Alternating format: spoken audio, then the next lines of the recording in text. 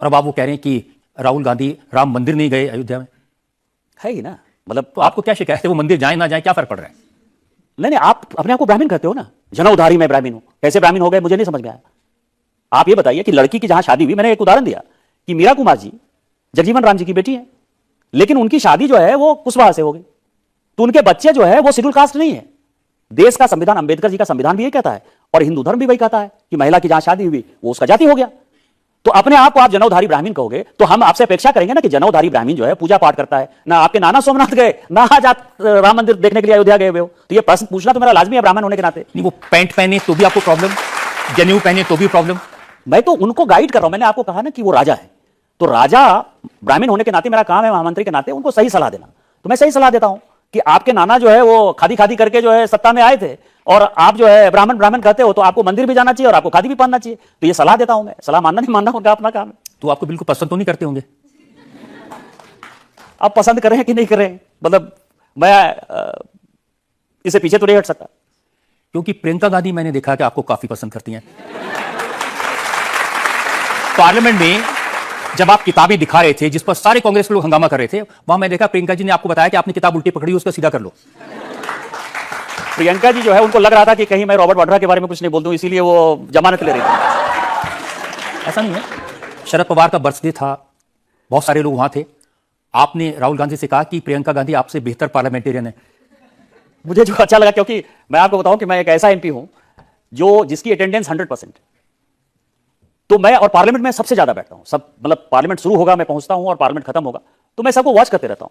तो मुझे जब दोनों भाई बहन में तुलना करने का सवाल आया तो मुझे लगा कि 17-18 साल से तो मैं राहुल जी को देख रहा हूं, कोई मतलब नहीं है, ना नियम ना कानून ना संविधान ना रूल। इवन एक दिन मैं आपको बताऊं उनको ये भी पता नहीं कि हेडफोन कैसे लगाया जाता है। इतने अनसीरियस आदमी है। आपको ध्यान हो कि ज्योतिरादित्य सिंधिया जब उनके पार्टी में थे तो वो प्रॉम्प्ट करते थे उनको, लेकिन प्रियंका गांधी जो है उसके मुकाबले कॉन्फिडेंट है। दोनों भाई बहनों की चिंता, यही मैंने कहा प्रियंका जी को, लेकिन उसमें भी राहुल जी नाराज हो गए। मतलब अपने बहन से भी नाराज हो जाते हैं, यही आप समझिए कि किस तरह कांग्रेस वो चलाएंगे। लेकिन जो भी कुछ हो, चाहे 3 बार लोकसभा के चुनाव कांग्रेस हार गई है, लेकिन राहुल गांधी का कॉन्फिडेंस गजब का है। राहुल गांधी का जो कॉन्फिडेंस है, क्योंकि कुछ है ही नहीं ना खोने के लिए, जनता है ही नहीं तो कैसे कॉन्फिडेंस तो होगा ही ना। ठीक है, जनता में से जो सवाल ले लेते हैं। सर, अभी आपने एक बात बोली थी कि सोनिया गांधी जी जो है वो राहुल गांधी जी को राजनीति में सेट करना चाहती हैं, तो सर मेरे को एक बात ये पूछनी है कि उसमें गलत क्या है? एक माँ अपने बेटे को राजनीति में सेट करना चाह रही है, आप भी तो चाहेंगे कि आपका बेटा सेट हो जाए कहीं पर। नहीं, राजनीति में नहीं सेट हो, उसको अपना काम करना है वो काम करे, ये थोड़े कि राजा का बेटा राजा होगा।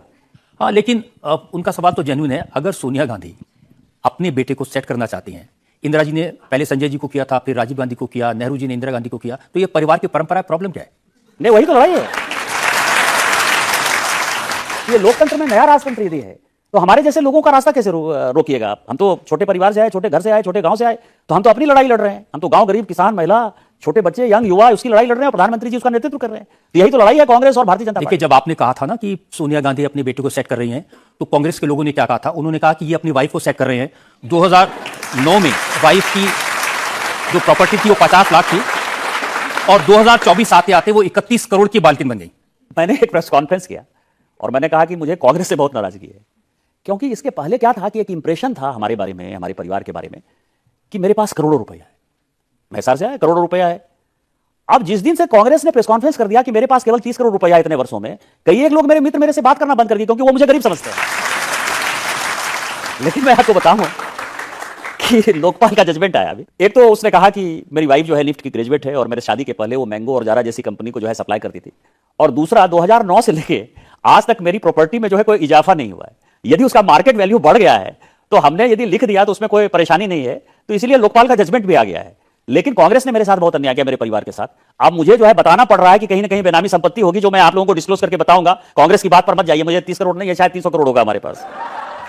ऐसी बात कहने वाले आप अकेले एमपी होंगे जो ये कहेंगे? नहीं, अपना स्टेटस तो बनाना पड़ेगा ना, स्टेटस का।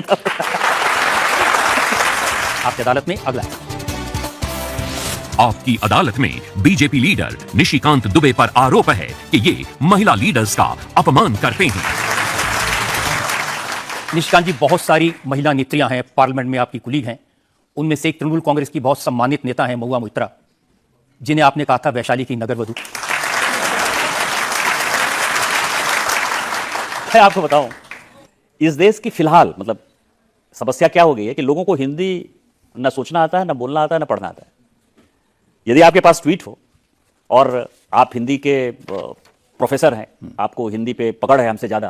पूरा पढ़ देता हूं जी जी, इसीलिए मैं कर रहा हूं। जिस महिला को बड़े छोटे का लिहाज नहीं, खासकर विकृत मानसिकता की शिकार बंगाल से आई एक महिला सांसद और मेरे झारखंड की विकृत विधायिका के लिए, उनके लिए सभी कार्यकर्ताओं से आग्रह है कि हल्के कमेंट्स न करें। अपने धर्म में वैशाली की नगर वधु तक को सम्मान समाज ने दिया है। हुआ ये कि मेरे खिलाफ तुम ताम प्रेस कॉन्फ्रेंस, कोई पिटबुल कह रहा है, कोई कुछ कह रहा है, आप देखिए, तो हमारे कार्यकर्ता जो है वो उल्टी सीधी गाली देने लगे। एक ये थी और एक हमारे यहाँ की विधायिका थी, वो झारखंड सरकार में मंत्री हैं। तो आप समझिए, कायदे से भी ओहदे से भी मैं सांसद हूं, आप मेरी विधायिका हैं, उम्र में भी मैं बड़ा हूं। तो जब गाली देने लगे तो मुझे लगा कि ये गलत है। यत्र नार्यस्तु पूज्यन्ते रमन्ते तत्र देवता, नारियों का सम्मान होना चाहिए, हमारी भी माँ है, बहन है, बेटी है। तो मैंने वो ट्वीट जानबूझकर लिखा कि हमारे यहां ये लोग तो सांसद और विधायक हैं, हमारे यहां जिनके ऊपर की मोहर है कि वो गलत काम करती हैं या नगर वधु हैं, जो पुराने जमाने में था, उन तक को हमने सम्मान दिया है, उनको भी सम्मान दिया है। ये बातें मैंने की। मैंने तो आप बात बड़ी चतुराई से कह रहे हैं कि आप कह भी दें और पकड़े ना जाएं, लेकिन सबको मालूम है। और हालांकि ये मानता हूं उन्होंने भी बड़ी खराब बात कही थी आपकी पत्नी के बारे में, आपके बारे में कह दिया था कि आपने अपनी बहन से शादी कर ली, इसीलिए आप इतना गुस्सा हुए थे। नहीं, 25 साल हो गया शादी को, बच्चे हो गए, बड़े हो गए। आप ये समझिए कि मेरे ऊपर 52 केस किया हेमंत सोरेन ने। मेरी 87 साल 88 साल की बूढ़ी मां के ऊपर भी केस है, मेरे वाइफ के ऊपर केस है। अब तो बच्चे थोड़े बड़े हो गए, लेकिन 17-18 साल के जब बच्चे थे उनके ऊपर भी केस हुआ, भाई के ऊपर केस है। लेकिन इसके बावजूद भी आप यदि मुझसे पूछेंगे आज कि उनकी कितनी बहनें हैं, उनके कितने बच्चे हैं, तो मैं आपको नहीं बता पाऊंगा। मुझे फक्र है इस चीज का कि मैंने आज तक राजनीति में कभी भी, पॉलिटिक्स में मैं आया हूं, मेरे ऊपर जितने इल्जाम लगाने हैं लगाइए, आज तक मैंने किसी के माँ, बेटी, बेटे, बहू, वाइफ, इसके ऊपर नहीं प्रश्न उठाए हैं। लेकिन ये लोग यदि प्रश्न उठाते हैं तो स्वाभाविक है कि हम शीशे के घरों में रहते हैं, तो पत्थर खाने के लिए तैयारी करनी चाहिए। मेरे जैसा जो है गंगा किनारे का बच्चा है, तो गंगा किनारा जो है इतनी ताकत देता है, तो लड़ाई तो करूंगा, और लड़ाई करूंगा तो या तो आप रहोगे या तो मैं रहूंगा।